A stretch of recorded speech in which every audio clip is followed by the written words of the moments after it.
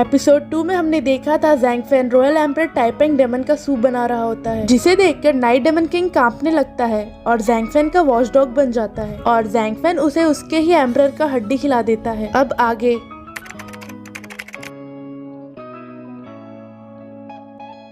हम देखते हैं होली स्वॉर्ड गेट के मास्टर और एल्डर स्वॉर्ड शील्ड फॉर्मेशन में बैठे थे। तभी जीनू, मुलान और बूसियो उनके पास जाते हैं और घुटने पर बैठकर उनको ग्रीट करते हैं और उनको देखकर मास्टर बोलते हैं, तुम लोग वापस क्यों आ गए? तभी जीनू बोलता है, हम लोग सिवान माउंटेन्स पर डिवाइन वीपन ढूंढने गए थे, लेकिन हमारे हाथ कुछ भी नहीं लगा, पर हमें वहाँ एक पियरलेस स्ट्रॉन्ग मैन मिला जो स्वॉर्ड ऑफ ऑल थिंग्स में एक्सपर्ट है। शायद वो हमें ब्लड डीमन को हराने में मदद कर सकता है। तभी वहाँ बैठे एल्डर्स गुस्सा होते हैं और उनमें से एक बोलते हैं, क्या तुम कह रहे हो स्वॉर्ड ऑफ ऑल थिंग्स? ये तो इम्पॉसिबल है। तभी दूसरे एल्डर बोलते हैं, तुम नॉनसेंस वाली बात मत करो, और तो उस सुनसान माउंटेन्स पर हजारों डीमंस और मॉन्स्टर्स रहते हैं, तो ये पॉसिबल ही नहीं है कि वहाँ कोई पियरलेस एक्सपर्ट अकेले रह सकता है। और तभी सेक्ट मास्टर बोलते हैं, अगर वहाँ कोई पियरलेस एक्सपर्ट है भी तो वो मुझ जैसे ऑफिसर स्टेज सीक्रेट कल्टीवेटर से छुपकर नहीं रह सकता। क्या तुम ये नहीं जानते? तभी जीनू थोड़ा डरते हुए बोलता है, मास्टर, हम जैसे डिसाइपल आपको नीचा नहीं दिखा सकते, प्लीज एक बार आप चलकर देख लीजिए।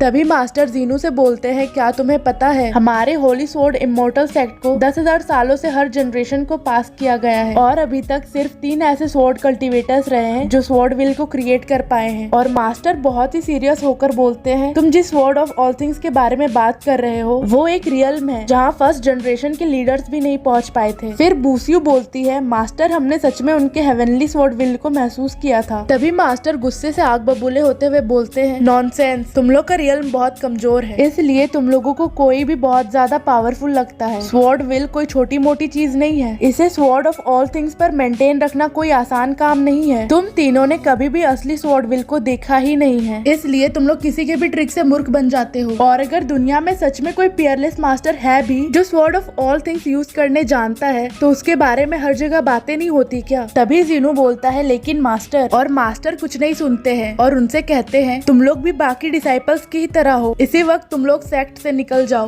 और वापस कभी मत आना। फिर वो बोलते हैं कि ब्लड डीमन का सिल भी कमजोर होते जा रहा है, हम लोग इस सिल को ज्यादा वक्त तक मेंटेन नहीं रख पाएंगे, तुम लोग अभी भी यंग हो, इसलिए तुम्हें हमारे साथ अपनी जान जोखिम में डालने की जरूरत नहीं है। तभी जीनू बोलता है, पर मास्टर, हम लोग आपको ऐसे नहीं छोड़ सकते। और मास्टर बोलते हैं, जब ब्लड डीमन पूरी तरह से फ्री हो जाएगा तो मैं एल्डर्स के साथ मरते दम तक उससे फाइट करूंगा, चाहे हमें अपनी जान ही क्यों ना देनी पड़े, पर हम इस डेमन को यहाँ वापस नहीं आने दे सकते। तभी शील्ड फॉर्मेशन ब्रेक होने लगता है और ब्लड डीमन के हंसने की आवाज आती है और वो बोलता है, क्या अपनी जान देकर? और वो फिर हंसता है और तभी मास्टर के पसीने छूटने लगते हैं और वो बोलते हैं, ये तो डीमन है, क्या समय आ चुका है? तभी डीमन बोलता है, 10,000 साल पहले तुम्हारे एंसेस्टर्स ने मुझे हराने के लिए अपने बॉडीज भी डिस्ट्रॉय कर दिए थे, और अब 10,000 साल बाद तुम जैसे ट्रैश को लगता है कि तुम लोग मुझे रोक सकते हो। तभी मास्टर एल्डर से बोलते हैं कि मेरे दिए ऑर्डर्स को सुने, और तभी वो होली स्वॉर्ड फॉर्मेशन को एक्टिवेट करते हैं और डीमन के ऊपर अटैक कर देते हैं। लेकिन डीमन उस स्वॉर्ड को डिस्ट्रॉय कर देता है और बोलता है, ऐसी चीजों से मैं 10,000 साल पहले ही निपट चुका हूँ। और तभी मास्टर घायल हो जाते हैं और डीमन बोलता है, तुम्हें क्या लगता है तुम जैसे लोग मेरा सामना कर सकते हो? फिर मास्टर जीनू, मुलान और बूसियो से बोलते हैं कि जाओ सबको बता दो कि ब्लड डीमन सिल से बाहर आ चुका है। तभी डीमन बोलता है, तुम लोग यहाँ से कहीं नहीं जा सकते हो, होली स्वॉर्ड सेक्ट के चलो। और तभी डीमन उनके ऊपर अटैक कर देता है। जीनू और मुलान पीछे हट जाते हैं, पर बूसियो वहीं पर गिर जाती है और उसी के साथ ज़ैंगफेन का दिया हुआ स्टेचू भी वहीं पर गिर जाता है, जिसे देखकर डीमन डर जाता है और वो बोलता है, ये तो the great tau sword will है, ये कैसे पॉसिबल है? और वो गिड़गिड़ाते हुए बोलता है, प्लीज मुझे छोड़ दो। पर वो स्टेचू डीमन को पूरी तरह से डिस्ट्रॉय कर देता है और उसमें से आवाज आती है, ब्लड डीमन खत्म हो चुका है।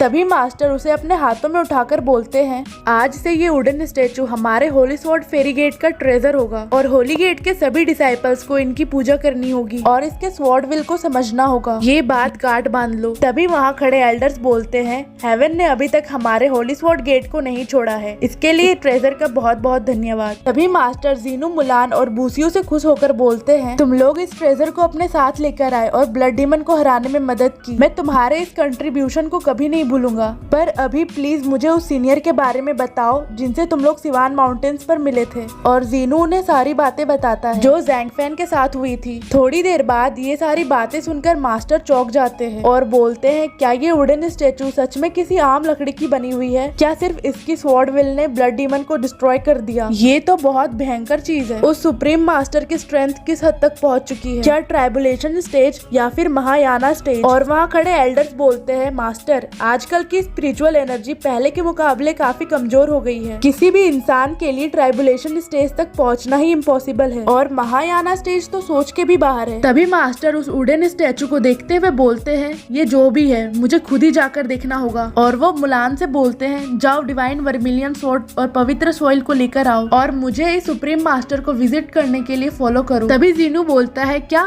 Divine vermilion sword? और मास्टर वो तो हमारे होली स्वॉर्ड गेट का ट्रेजर है। और फिर मुलान भी बोलती है, क्या आप हमारे सेक्ट का ट्रेजर उसे दे देना चाहते हैं? और साथ ही एल्डर्स बोलते हैं कि पवित्र सॉइल को हमारे एंसेस्टर्स ने इमॉर्टल रिलम से लाए थे। तभी मास्टर उन पे गुस्सा होते हुए बोलते हैं कि तुम लोग जानते ही क्या हो, ये वुडन स्टेचू ही सिर्फ एक रेयर ट्रेजर है, तो हम उन सुप्रीम मास्टर से मिलने के लिए खाली हाथ कैसे जा सकते हैं? और शायद हमारा सेक्ट ट्रेजर उस मास्टर के लिए कुछ भी ना हो। और तभी मास्टर मन ही मन मुस्कुराते हुए सोचते हैं, मैं कितनी भी मेहनत कर लूं पर इतने महान मास्टर के अगेंस्ट कभी नहीं जा सकता। ऐसे में उनके पैर पकड़ने में ही भलाई है। तभी मास्टर बोलते हैं, ये मत भूलो हम इस मास्टर से एक दो ट्रिक्स भी सीख सकते हैं और स्वॉर्ड विल को कल्टीवेट करना भी। और वो हंसते हुए बोलते हैं, सिर्फ इतना करने से ही हम होली स्वॉर्ड मोर्टल गेट को बहुत पावरफुल बना सकते हैं। और वहाँ पर सभी लोग खुश होने लगते हैं। तभी जीनू मन ही मन सोचता है, ये सच में एक ट्रू सेक्ट मास्टर है जो इतना खुलकर सच बोलते हैं। और फिर मास्टर मन ही मन बोलता है, मैं अभी इस बात को सीक्रेट रखूंगा लेकिन बाद में हम इस सुप्रीम मास्टर को अपने होली स्वॉर्ड गेट का हेड बना सकते हैं। और वही ज़ैंग फैन आराम से जमीन पर सो रहा होता है और वो डेमन किंग को सोते हुए देखकर उसके मुंह पे एक लात मारता है और बोलता है, मैंने तुम्हें जिंदा छोड़कर अपने घर को गार्ड करने का काम दिया है, तुम्हारी हिम्मत भी कैसे हुई आलस करने की? और डेमन किंग मन ही मन गुस्से से बोलता है, मैं एक नाइट डेमन किंग हूँ, क्या तुम डेमन किंग का भी मतलब समझते हो?